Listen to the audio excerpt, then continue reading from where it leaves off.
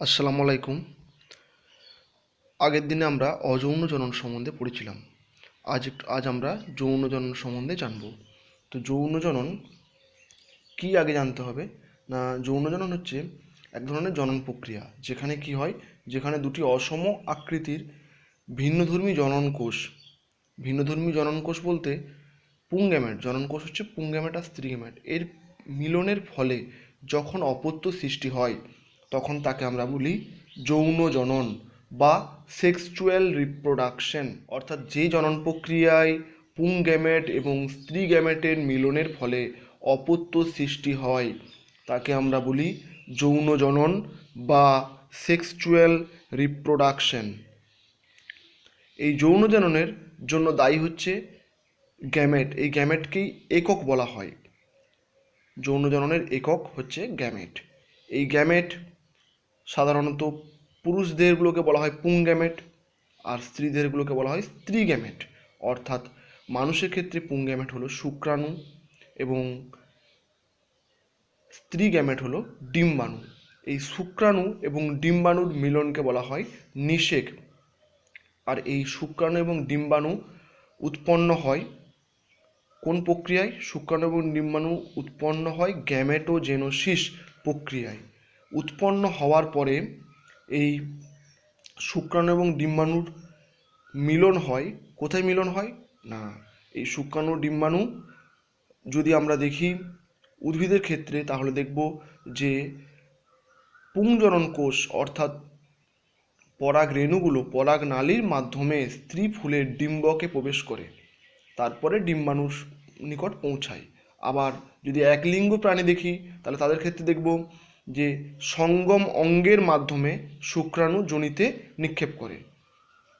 আর বেশ কিছু যেমন অনুন্নত উদ্ভিদ আছে, যেমন শৈবাল, মস, এদের ক্ষেত্রে গ্যামেটটা সাধারণত জলের মাধ্যমেই এদের মিলন ঘটে। এই পুংগ্যামেট ও স্ত্রী গ্যামেটের মিলনকে বলা হয় নিষেক। জীবদেহে সাধারণত আমরা দু রকমের নিষেক দেখতে পাই। কি কি না, নিষেকগুলি হলো বহির্নিষেক আর হচ্ছে অন্তর্নিষেক। বহির্নিষেক বা এক্সটার্নাল ফার্টিলাইজেশন আর হচ্ছে ইন্টারনাল ফার্টিলাইজেশন।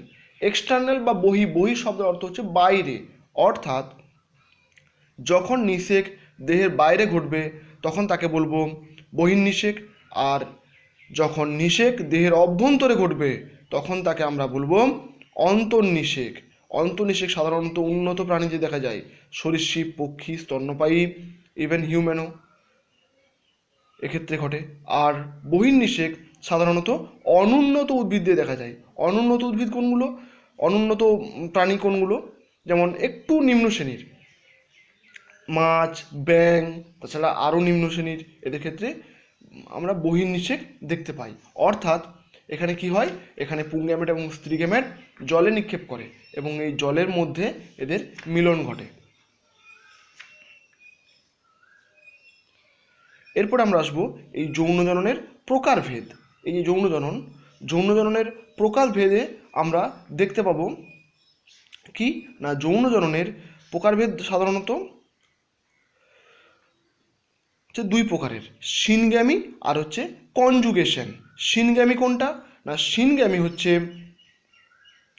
যৌন জননের ক্ষেত্রে যখন আমরা দুটো এই যে ভিন্ন জনন কোষ পুংগ্যামেট এবং স্ত্রী গ্যামেট যখন স্থায়ীভাবে মিলন ঘটবে এবং নতুন অপত্য সৃষ্টি হবে তখন তাকে সিনগ্যামি বলবো। অর্থাৎ সিন কথার অর্থ হচ্ছে টুগেদার, একসঙ্গে, অর্থাৎ এই পুংগ্যামেট এবং স্ত্রী গ্যামেটের একসঙ্গে মিলন ঘটলে তখন তাকে আমরা বলবো সিনগ্যামি। আর কনজুগেশন কি না, কনজুগেশন হচ্ছে এই হচ্ছে কনজুগেশন। কনজুগেশন হচ্ছে কি জিনিস না, কনজুগেশনের ক্ষেত্রে যখন তাদের মধ্যে কি হবে না অস্থায়ী মিলন ঘটবে, অর্থাৎ নিউক্লিয় পদার্থের মিলন ঘটবে দিয়ে অপত্য সৃষ্টি হবে। এই নিউক্লিয় পদার্থের মিলন ঘটবে, তার ফলে অপত্য সৃষ্টি হবে। এটি স্পাইরোগাইরে দেখা যায়, প্যারামোসিয়ামে দেখা যায়। অর্থাৎ আমরা পড়েছি স্পাইরোগাইরা, প্যারামোসিয়াম, এদের ক্ষেত্রে আমরা লক্ষ্য করেছি যে নিউক্লিয় পদার্থের শুধুমাত্র মিলন ঘটে। এইভাবে কি হয় না, কনজুগেশন বা সংশ্লেষ পদ্ধতির সাহায্যে যৌন জনন সম্পন্ন করে। এরপরে সিনগ্যামিতে গ্যামেটের আকার আকৃতি অনুযায়ী আমরা বেশ কিছু ভাগ করেছি। কি কি না আইসোগ্যামি, অ্যানাইসোগ্যামি আর হচ্ছে উগ্যামি। আইসোগ্যামি কোনগুলো না আইসোগ্যামি হচ্ছে যখন গ্যামেটগুলো কি হবে না গ্যামেটগুলো আকারে আকৃতিতে একই হবে, অর্থাৎ কোনটা মেল গ্যামেট কোনটা ফিমেল গ্যামেট আমরা পৃথক করতে পারবো না, অর্থাৎ দেখতে একই হবে। এই জন্য আইসো অর্থাৎ ইকুয়াল বা সমান এই রকম গ্যামেটের মিলনকে বলা হয় আইসোগ্যামি। এই ধরনের গ্যামেটকে বলা হয় আইসোগ্যামি। অ্যানাইসোগ্যামি, অ্যানাইসো অর্থাৎ অ্যান মানে উইদাউট বা আন, অর্থাৎ আনইকুয়াল বা উইদাউট ইকুয়াল মানে সমান নয়, এই ধরনের গ্যামেটগুলিকে বলা হয় অ্যানাইসোগ্যামি। এখানে কি হয় না এখানের পরস্পরের আকার আকৃতিও আলাদা, তাদের চলনশীলতা আলাদা। চলনশীলতা বলতে সচল না অচল, এই দিকটা আমরা চলনশীলতা বলছি, এটা আলাদা। এটি দেখা যায় কোথায় ক্লামাইডোমোনাসে। আর আইসোগ্যামি বলেছি মনোসাইটিসে আইসোগ্যামি দেখা যায়। ক্লামাইডোমোনাস শৈবালের ক্ষেত্রেও আমরা আইসোগ্যামি দেখতে পাই। আবার কিছু কিছু ক্লামাইডোমোনাস প্রজাতি আছে তাদের আমরা আবার অ্যানাইসোগ্যামি দেখতে পাই। উচ্চ স্তরের কিছু অমেরুদণ্ডী প্রাণী আছে যাদের ক্ষেত্রে আমরা অ্যানাইসোগ্যামি দেখতে পাই। আর উগ্যামি কি না এক্ষেত্রে যে গ্যামেটগুলো মিলন হচ্ছে অর্থাৎ পুংগ্যামেট এবং স্ত্রী গ্যামেট এদের মধ্যে আকার আকৃতিতে একটি বড় এবং একটি ছোট এবং নিশ্চল প্রকৃতির। যদি আমরা হিউম্যানের ক্ষেত্রে দেখি তখন দেখব স্ত্রী গ্যামেট বা ওভাম, এটি কি এটি হচ্ছে বড় আকৃতির এবং নিশ্চল প্রকৃতির। এবং শুক্রাণু অর্থাৎ মেল গ্যামেট বা স্পার্ম এটি কি এটি হচ্ছে সচল এবং ক্ষুদ্র আকৃতির। তাহলে এই ধরনের গ্যামেটকে আমরা উগ্যামি বলবো। এইগুলি আমাদের গেল গ্যামেটের আকার আকৃতি ও প্রকৃতি অনুসারে ভাগ। এরপরে কনজুগেশন যে পদ্ধতি বললাম, কনজুগেশনে কি হয় না কনজুগেশনের ক্ষেত্রে এই ধরনের জনন প্রক্রিয়ায় দুটি জীবের অস্থায়ী মিলনের মধ্যে নিউক্লিয় পদার্থ বলতে আমরা জেনেটিক বস্তু ডিএনএ আরএনএ এদের এই নিউক্লিয় পদার্থগুলোর কি ঘটে না ট্রান্সফার হয়, অর্থাৎ মিলন ঘটে একে অপরের দিয়ে অপত্য জীব সৃষ্টি হয়। একে আমরা সংশ্লেষ বলি। এই সংশ্লেষের ক্ষেত্রে যেমন আমরা স্পাইরোগাইরা যদি দেখি, স্পাইরোগাইরায় কি হয় স্পাইরোগাইরাটা দেখতে একটা টিউব বা ফিতের মতো। এই ফিতের ক্ষেত্রে আমরা দেখতে পাবো যে দুটো কনজুগেন্ট পাশাপাশি মিলিত হচ্ছে এবং তাদের মধ্যে একটা সংশ্লেষ নালীর সৃষ্টি করছে। অর্থাৎ যদি আমরা দেখি স্পাইরোগাইরাটা এরকম একটা লম্বা টিউবের মতো, এই টিউবের ফিতের মধ্যে কী করছে না একটা নালীর সৃষ্টি করছে। এই নালীর সৃষ্টি করে তার মধ্যে নালী সৃষ্টির মাধ্যমে নিউক্লিয় পদার্থগুলো ট্রান্সফার হচ্ছে, অর্থাৎ এক দেহ থেকে আরেক দেহে জেনেটিক মেটেরিয়ালগুলো যাচ্ছে। তার ফলে জাইগোস্পোর সৃষ্টি হচ্ছে। এইভাবে স্পাইরোগাইরা হয়। প্যারামোসিয়ামের ক্ষেত্রে আমরা দেখতে পাবো কি না প্যারামোসিয়ামগুলো কীরকম ধরনের দেখতে হয় আমরা ক্লাস 10-এ পড়েছি। প্যারামোসিয়ামগুলো ওভাল শেপ অর্থাৎ ডিম্বাকৃতির। এই প্যারামোসিয়ামের গায়ে বাইরে কী থাকে সিলিয়া বা ফ্লাজেলা থাকে। এই সিলিয়ারই সাহায্যে এরা চলন সম্পন্ন করে। এই সিলিয়ার ভিতরের অংশে যেখানে আমাদের কী আছে সাইটোপ্লাজম আছে, এই সাইটোপ্লাজমে অবস্থান করে নিউক্লিয়াসগুলো। এই নিউক্লিয় মেটেরিয়ালগুলো কি হয় না নিউক্লিয়াসগুলো ক্রমশ অনেকগুলো বিভাজন ঘটে যায়, দিয়ে সেই বিভাজনগুলো নিউক্লিয়াসগুলো কি করে না প্রত্যেকটা নিউক্লিয় বস্তু আলাদা আলাদাভাবে সেই অপত্য সৃষ্টি করে এবং প্রত্যেকে একটি করে নিউক্লিয়াস নিয়ে অপত্য সৃষ্টি হয়। এইভাবে নিউক্লিয় মেটেরিয়াল অর্থাৎ জেনেটিক বস্তুর বা নিউক্লিয় পদার্থের মিলনের ফলে ঘটে বলে একে বলা হয় কনজুগেশন বা সংশ্লেষ। আমরা দুটি উদাহরণ দেখলাম, এক হচ্ছে স্পাইরোগাইরার ক্ষেত্রে আর প্যারামোসিয়ামের ক্ষেত্রে। এদের সুবিধা কি হয় না এই যৌন জননের ফলে ভেদ বা প্রকরণ হয়। ভেদ বা প্রকরণ কাকে বলেছিলাম না একই প্রজাতির অন্তর্ভুক্ত যে সমস্ত জীবের মধ্যে সূক্ষ্মাতিসূক্ষ্ম পার্থক্য লক্ষ্য করা যায় তাদেরকে আমরা ভেদ বা প্রকরণ বা ভ্যারিয়েশন বলি।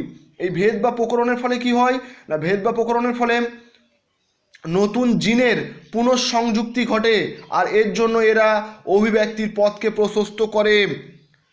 সেকেন্ডে কি বলবো, এই ভেদ বা প্রকরণের জন্যই এইগুলো প্রাকৃতিক নির্বাচন দ্বারা এরা নির্বাচিত হয়, অর্থাৎ এই পরিবেশ পরিবর্তনের সঙ্গে সঙ্গে এরা নিজেকে মানিয়ে নিতে পারে বা খাপ খাইয়ে চলতে পারে, একে আমরা অভিযোজন বলে থাকি।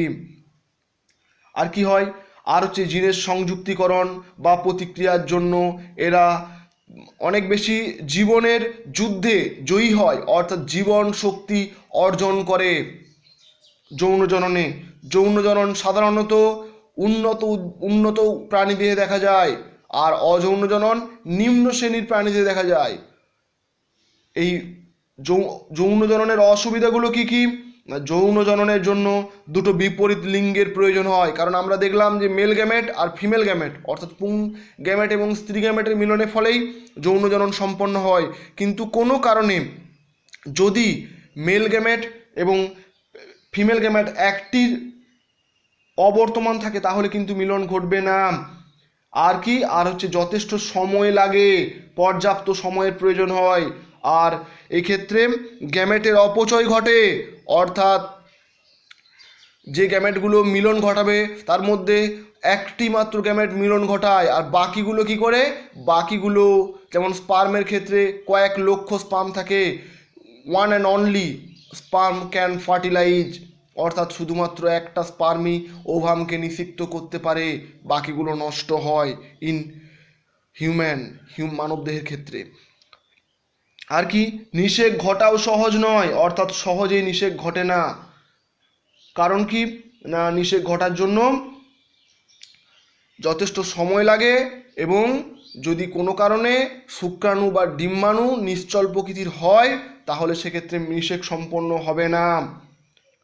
উদ্ভিদের অঙ্গজ জনন, অর্থাৎ এক্ষেত্রে উদ্ভিদের অঙ্গজ জনন হলো যে অঙ্গজ একক বা ভেজিটেটিভ ইউনিট থেকে নতুন উদ্ভিদের সৃষ্টি হওয়া।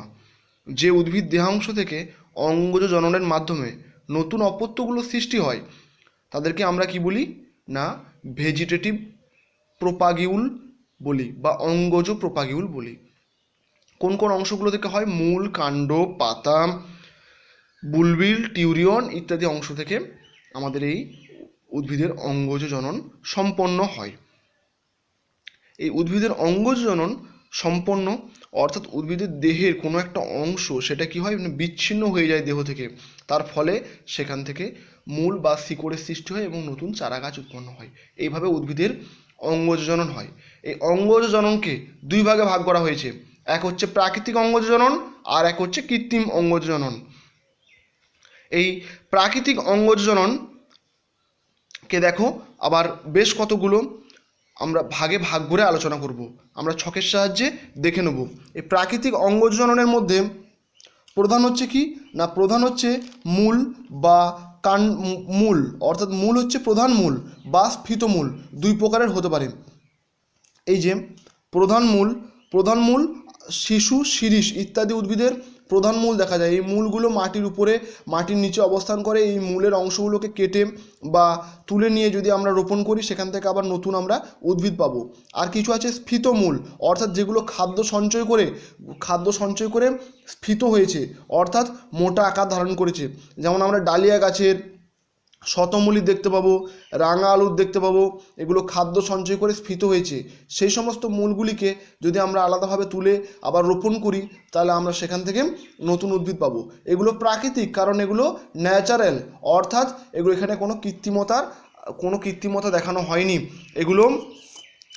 এগুলো উদ্ভিদ দেহ থেকে যদি শুধুমাত্র বিচ্ছিন্ন করে কৃত্রিমতার সাহায্য না নিয়েই যদি রোপণ করা হয় সেখান থেকে আমরা নতুন উদ্ভিদ পাবো, অর্থাৎ জনন সম্পন্ন করবে। এই জন্য একে উদ্ভিদের প্রাকৃতিক অঙ্গজ জনন বলা হচ্ছে। এরপর আসবো ভূনিম্নস্থ কাণ্ড, অর্থাৎ যে কাণ্ডগুলো মাটির নিচে অবস্থান করে তাদেরকে আমরা ভূনিম্নস্থ কাণ্ড বলি। এই ভূনিম্নস্থ কাণ্ডের মধ্যে প্রথমে আসবো স্ফীতকন্দ বা টিউবার। গোল আলুর পর্ব বা চক্ষুতে কি করে না, খাদ্য সঞ্চয় করে রাখে। এই পর্ব বা চক্ষুগুলোকে কেটে কেটে আমরা আলু গাছ লাগাই। তোমরা অনেকেই জানো যে আলু গাছ যখন লাগানো হয় প্রত্যেকটা চোখের অংশকে বা পর্বগুলোকে কেটে কেটে লাগানো হয়। এইভাবে তাদের নতুন চারা গাছ তৈরি করা হয় আলুর, এভাবেই জনন সম্পন্ন করে। এটি হলো স্ফীতকন্দ। এরপরে কন্দ বা বাল্ব। রসুন বা পেঁয়াজের ক্ষেত্রে কি হয় না, ক্ষুদ্র চাকতির মতো অংশ থাকে যেগুলোতে খাদ্য সঞ্চয় করে রাখে। এই গোল বা বাল্বের ন্যায় অংশতে খাদ্য সঞ্চয় করে রাখে, যেগুলোতে এক বা একাধিক মুকুল বর্তমান থাকে। এটি এক ধরনের ভূনিম্নস্থ কাণ্ড এবং এই মুকুলগুলি থেকে নতুন উদ্ভিদ জন্মায়। এরপরে আসবো গুঁড়িকন্দ বা কমস। এগুলো এক ধরনের ভূনিম্নস্থ কাণ্ড। এই কাণ্ডগুলো, ভূনিম্নস্থ কাণ্ডগুলি দেখা যায় ওল, কচু ইত্যাদি উদ্ভিদে। এদের এই চক্রাকার পর্ব থেকে কি হয় না, কাক্ষিক মুকুলের সৃষ্টি হয়। এই কাক্ষিক মুকুলগুলো থেকেই নতুন চারা গাছ অর্থাৎ পাতা বের হয় এবং সেখান থেকেই অপত্য সৃষ্টি হয়। এটি দেখা যায় ওল এবং কচু গাছে।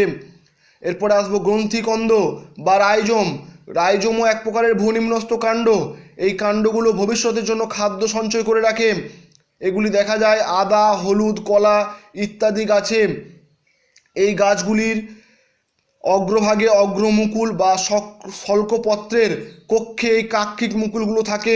অর্থাৎ এই আদা, হলুদ বা কলা গাছ, তোমরা জানো যখন হলুদ গাছকে মাটি থেকে তুলে তার শিকড়ের অংশটাকে, এই কাক্ষিক মুকুলের অংশটাকে আমরা কি করি, মাটিতে আবার পুঁতে দিই। বা কলা গাছের ক্ষেত্রেও কলা গাছের মাটির নিচের অংশে যে শিকড় অংশ সহ আছে, অর্থাৎ যেটাকে কি বলি, যেটাকে মূল সহ অংশ, যেটাকে গাছের গেঁড়ো বলি, এই অংশটাকে তুলে আমরা আবার অপর স্থানে যদি লাগাই, সেখানেও দেখতে পাবো নতুন কলা গাছ উৎপন্ন হলো। এরপর আসবো সাকার বা ভূনিম্নস্থ ধাবক। এই ধরনের গাছগুলোর গোড়ার দিকে সরু লম্বাটে ভূনিম্নস্থ শাখা জন্মায়। এই শাখাগুলো যদি মাতৃদেহ থেকে অর্থাৎ জনিত্রী উদ্ভিদ থেকে যদি বিচ্ছিন্ন হয়ে যায়, তাহলে সেখান থেকে আবার নতুন গাছ তৈরি করে। যেমন দূর্বা ঘাস, চন্দ্রমল্লিকা। এই দূর্বা ঘাসের যদি মাঠে যাও কোনো দিন দেখো এবং ঘাসটা তুলে দেখবে গোড়ার দিকে কিছু কিছু গিঁটের মতো অংশ আছে, ছোট ছোট অংশ, যেগুলো খাদ্য সঞ্চয় করেছে ভবিষ্যতের জন্য। এবং এই গিঁটের মতো অংশগুলিকে যদি মাটিতে রোপণ করা হয় এবং সেখান থেকে আমরা নতুন আবার দূর্বা ঘাস পাবো। এইভাবে ঘাসের চাষ করা হয়। চন্দ্রমল্লিকা ফুলের ক্ষেত্রেও একই অবস্থা। এরপরে আসবো আমরা লতানে কাণ্ড বা অর্ধবায়বীয় কাণ্ড। অর্ধবায়বীয় কাণ্ড কেন বলা হচ্ছে না, এই কাণ্ডগুলোর অর্ধেকটা মাটির নিচে থাকে আর অর্ধেকটা বায়বীয় অঞ্চলে অর্থাৎ মাটির উপরে থাকে। এই জন্য একে বলা হয় অর্ধবায়বীয় কাণ্ড বা ক্রিপিং স্টেম। এই ক্রিপিং স্টেমেরগুলো কীরকমভাবে অবস্থান করে না, লতিয়ে বাড়ে। এই ধরনেরগুলোকে আমরা তিন ভাগে ভাগ করেছি। এক হচ্ছে রানার বা ধাবক। এগুলি দেখা যায় শুশুনি ঘাস এবং আমরুলের ক্ষেত্রে। যদি আমরা মাঠে যাই, নরম কর্দমাক্ত মাটি থেকে শুশনিকে তুলি, এই শুশনিকে শাক হিসেবে খাওয়া হয়। দেখি সেখানে দেখব কিছু কিছু অংশ মাটির কি হয়েছে না, মাটির সঙ্গে আনুভূমিকভাবে বা সমান্তরালভাবে অবস্থান করছে। এই মাটির সঙ্গে বা কিছুটা একটু অংশ উপরে উঠে আছে। এইগুলো ঠিক দেখতে ঠিক লাগে একটা মোটা ফোলা অংশের মতো। এইগুলিকে বলা হয় রানার বা ধাবক। এগুলি থেকে নতুন উদ্ভিদ তৈরি হয়। এরপর আসবো স্টোলন বা বক্র ধাবক। এই সমস্ত ধাবকগুলি যেগুলি মাটির সঙ্গে অনুভূমিকভাবে বা সমান্তরালভাবে অবস্থান করে না, যখন সেটা মাটির উপরে উঠে আসে এবং বেঁকে অবস্থান করে, অর্থাৎ কার্ভভাবে অবস্থান করে, এই কার্ভ শেপ নিলে একে আমরা বলি বক্র ধাবক বা স্টোলন। এটি দেখা যায় স্ট্রবেরি এবং মেন্থা ইত্যাদি উদ্ভিদের ক্ষেত্রে। এগুলি বাঁকানোভাবে অবস্থান করে। এরপরে আসবো অফসেট বা খর্ব ধাবক। অর্থাৎ খর্ব মানে কি, ছোট বেঁটে, অর্থাৎ স্থূল এবং ক্ষুদ্র। এগুলির পর্ব মধ্য অবস্থান করে। পর্ব কাকে বলি না, প্রত্যেকটা গিঁটের মতো অংশগুলোকে আমরা বলি পর্ব বা নোড। আর দুটি পর্বের মধ্যবর্তী অংশকে বলা হয় ইন্টারনোড বা পর্ব মধ্য। আর এদের এই পর্ব মধ্যগুলি ক্ষুদ্র বা স্থূল প্রকৃতির। এই পর্ব থেকে অস্থানিক মূল সৃষ্টি হয়, যে মূলগুলো খর্বধাবক থেকে বিচ্ছিন্ন হয়ে নতুন উদ্ভিদ সৃষ্টি করে বা অপত্য উদ্ভিদ সৃষ্টি করে। এটি দেখা যায় টোপাপানা বা কচুরিপানায়। টোপাপানাকে বলা হয় পিস্টিয়া আর কচুরিপানা ইকর্নিয়া ইত্যাদি উদ্ভিদে দেখা যায়। এরপরে আসবো বায়বীয় কাণ্ড। বায়বীয় কাণ্ড কি না, যে কাণ্ডগুলো মাটির উপরে অবস্থান করে, অর্থাৎ বাতাসে অবস্থান করে বলতে মাটির উপরে ভাগে থাকে, এই জন্য একে বায়বীয় কাণ্ড বলা হয়। যেমন ফণি মনসার পর্ণকাণ্ড, আখ। ইত্যাদি উদ্ভিদের কাণ্ডগুলো কীরকম হয় না, দেখবে এগুলোকে ভাঙলে বা বাড়ি মারলে রস বেরোয়, অর্থাৎ এগুলো রসালো এবং স্থূল অর্থাৎ মোটা প্রকৃতির হয়। এইগুলোকে পর্ণকাণ্ড বা ফাইলোক্ল্যাডস বলা হয়। এই পর্ণকাণ্ড বা ফাইলোক্ল্যাডসগুলোকে যদি দেহ থেকে বিচ্ছিন্ন করা হয় এবং অপর কোনো জায়গায় মাটিতে পুঁতে দেওয়া হয় বা ফেলে দেওয়া হয়, সেখান থেকে দেখবে আবার নতুন করে চারা গাছ তৈরি হচ্ছে। আখের ঠিক এরকম হয়, আখের এই নোড অংশগুলিকে কেটে ফেলা হয় বা পর্বগুলিকে যদি কেটে দেওয়া হয়, কেটে নতুনভাবে যদি নরম কর্দমাক্ত মাটিতে পুঁতে দেওয়া হয়, সেখান থেকে নতুন আখ গাছ জন্মায়। এরপর আসবো পাতা।